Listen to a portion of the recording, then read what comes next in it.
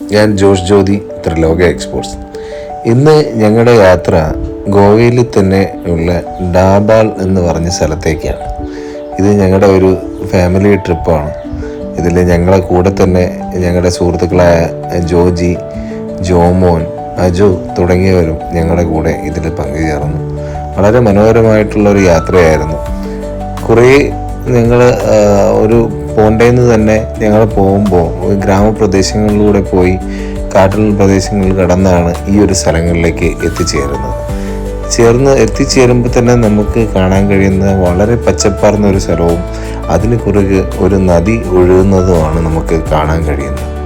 അത്രയും മനോഹരമായിട്ടുള്ള ഈ ഒരു സ്ഥലത്ത് അവരൊരു ബണ്ട് നിർമ്മിച്ച് ആ ബണ്ടിലൂടെയുള്ള വാട്ടർഫോളാണ് ഇതിവിടുത്തെ ഏറ്റവും നല്ലൊരു വലിയ അട്രാക്ഷനായിട്ട് എനിക്ക് തോന്നിയത്.